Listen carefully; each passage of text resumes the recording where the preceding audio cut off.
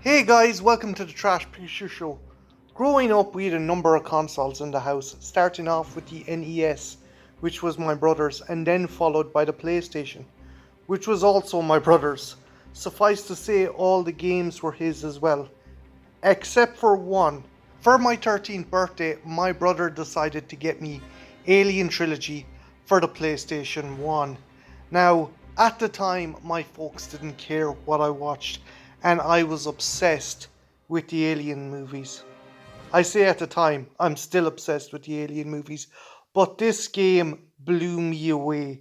It was a first person shooter released by Acclaim in 1996. The game's storyline condensed the first three Alien movies into one plot, which was a bit bizarre because you had the prison colony from Fiorina on LV-426, and you had Ellen Ripley exploring the derelict ship from the first Alien movie.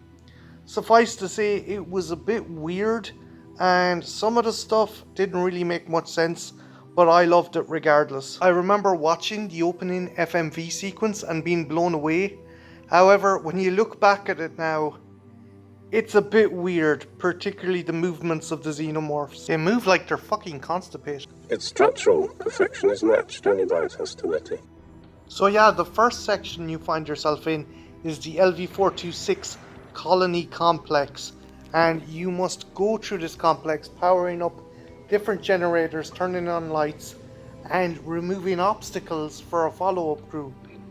Why the fuck is there a follow-up crew? Your entire team is dead, and I don't really see the point of removing fucking barrels from the location.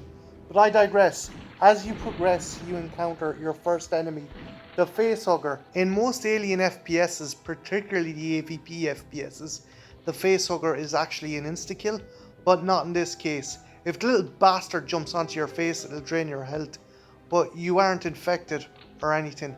I don't think Acclaim actually had the ability to put that mechanic into the game at this time. However, it would later be introduced into the Alien Resurrection game by Argonauts. Your 9mm pistol is sufficient enough to kill the little fucker, and as you progress you will find other weapons. Speaking of weapons, the next weapon you find on the first stage is a sawn-off pump-action shotgun, kinda like the version Hicks uses. However, if you look at the 3D render, it looks like an epileptic used a hacksaw to remove the stock. Regardless of the look of the weapon, you're going to need this bad boy, because the next enemy you're facing is the Alien Warrior. This is a prominent foe throughout the game, and can soak up so much fucking ammunition that later on you're going to have to rely on grenades to take out these fuckers. The following few levels are smooth sailing. However, once you get to the wreck area, it throws another new enemy into the mix. The company security force. Yeah, these security guards are weird. They don't seem to have a problem with the aliens running around murdering people, but they'll fucking shoot you on sight. Apparently they're infected, so you get the go ahead to shoot these fuckers. And they're not that difficult. You bring them down, you get a pistol clip for your troubles, and maybe some other little goodies. This location is actually rather labyrinthine, but if you put in the time and the effort, you can find a couple of secrets. Oh yeah, I also failed to mention there are some secret locations on certain levels that can only be accessed by seismic serve recharges. Why does that sound familiar? Well, the guys who made this game really showed some love for the movies, as they actually included a weapon that is only mentioned in passing by Sergeant Apone in Aliens. With some explosive damages, probably seismic survey charges. Are you reading this? The next location is where the difficulty really ramps up. The garage section is very labyrinthine and has an absolute motherload of alien warriors in its location. Luckily, it comes with one saving grace. If you're clever enough, you can find the pulse rifle stowed up on one of the elevator platforms, and this makes the level far more easier.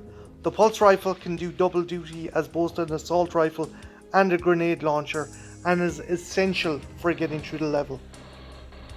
After the garage area, you enter into the beginning of the Xenomorph Hive, and again you encounter a new enemy, the Company Synthetic. This guy can take one hell of a beating, and to make matters worse, he's armed with a smart gun. High-powered grenades and seismic charges are the order of the day, and he certainly doesn't help when he's mixed in with a bunch of xenomorph warriors. Progress carefully also, because there are eggs on this level and each one contains a facehugger, so proceed with caution. After progressing through multiple hive levels, you finally encounter the Queen, and despite being the big boss of the game, she's actually not that difficult. If you can get her into the right corner and stun lock her, she's actually rather easy to dispatch. After killing the prehistoric bitch, you find yourself in a new location, the Furina Prison Colony Complex. Why the fuck is it on LV426? Who knows, but you're there and you have to kill a new strain of xenomorph, the dog strain. To make matters worse, Weyland-Yutani has sent their own private mercenary company to try and stop you. So load up and get ready to rock and roll. Being a simp for Alien 3, I absolutely adore this section. I love the fact the first bunch of dog strain xenomorph you fight are actually the Bambi Bursters. I like the fact that the soldiers who you're fighting also have shaven heads, making me wonder, was it originally prisoners you were supposed to fight in this level? Obviously there's some deviations with the fact that there's multiple xenomorphs and weapons in this location, but it's still pretty cool. Fuck it, you can even find the crashed EEV from the Sulaco in this level. Did I forget to mention I'm a simp for Alien 3? The majority of the levels in this prison section are actually pretty awesome, bar one, the meeting tower. This frustrated the ever-living shit out of me. It actually made me stop playing the game for a while. You see, at the end of each level, there's a ranking system, and if you don't achieve all your targets, you have to go back and start the level again. And the meeting tower level was the one that pissed me off and made me have to replay the level over and over. I swear to God, the meeting tower level is so frustrating, and to compound upon its annoyance is you use up valuable ammunition which you'll need later on in the game to fight a stronger variant of the adult dog alien. Once you defeat the cursed meeting tower level, it's fairly okay from then on in. You're actually in some very interesting levels that are part of the lead works in the prison. You also encounter another new foe, the Alien Handler. This is essentially the Weyland-Yutani commando you see at the end of Alien 3. These guys are fairly tough, not as rugged as the synthetic, but they still can take a beating, and also their pulse rifles can fire grenades, which really makes shit your day. The second to last level in the prison section is actually what I consider to be more difficult than the Queen battle. It's essentially the same kind of corridor maze featured at the end of Alien 3, but instead of one dog alien, you're fighting multiple with a very, very high health bar. So before you even attempt this level, make sure you find a smart gun hidden on one of the prior levels. As well as being adequately armed up, it's imperative you use the auto mapper. I stress, this level is super fucking labyrinthine and it is easy to get lost. You need to find the central junction station to make sure all the doors are opened. If you don't, you could actually end up failing the mission, and this is not a level you want to repeat. Once you complete the labyrinth, you are once again faced with an alien queen. Again, rinse and repeat and she should be no problem. This is actually something I do find a bit annoying about the game. The bosses are 3 of the exact same type of queens. There isn't a variation in colour, shape or size. Their health is exactly the same and the way you defeat them is exactly the same.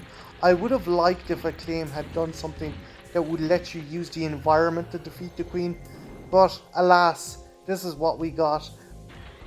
And with that, we move on to the next section, the Bone Ship, or the Derelict, if you're a big fucking alien nerd like me, which you probably are because you're watching this video. But I digress. Yes, the last section is the ship that Kane, Dallas and Lambert entered into at the start of Alien to find out the origins of the mysterious signal that made the Nostromo land on the planet in the first place. I'm conflicted with this section. In some ways, it's really cool.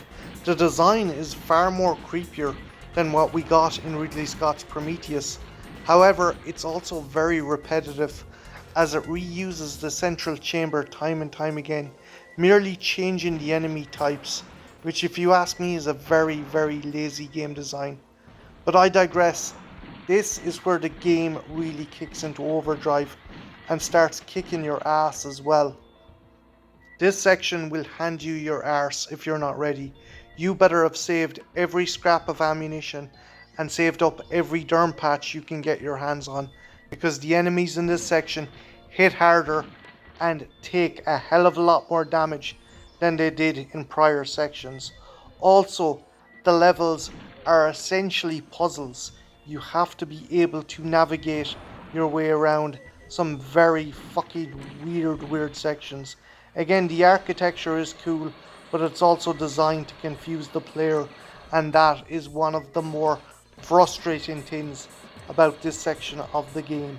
I'm not going to go too in depth into this section, as it's something you have to experience in order to play, but be warned, even the most skilled player at Alien Trilogy will have a tough time with this.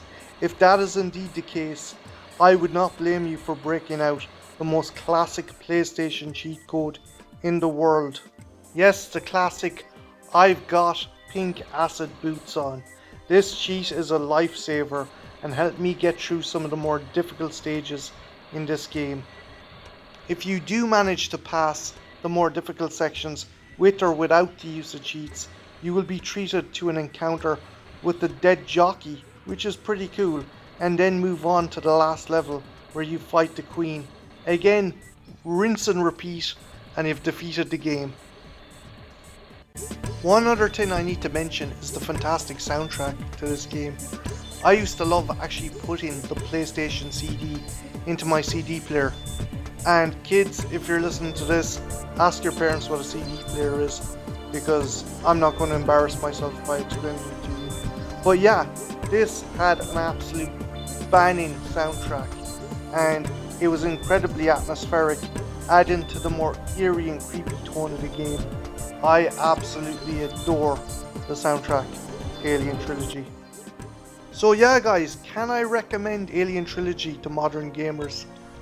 I have to be honest, I don't think modern gamers will enjoy this game. Unless you're a fan of old school boomer shooters, this may not be the game for you. However, if you're an Alien fan, this is an interesting little oddity with lots of little nods and Easter eggs that you'll certainly enjoy. Also, one more fun thing. Allow yourself to be killed at least once by each enemy. The FMVs are fantastic and hilarious in equal measure. My name's Martin, this has been the Trash Picture Show, and yeah, have a good one. Take care. Bye now.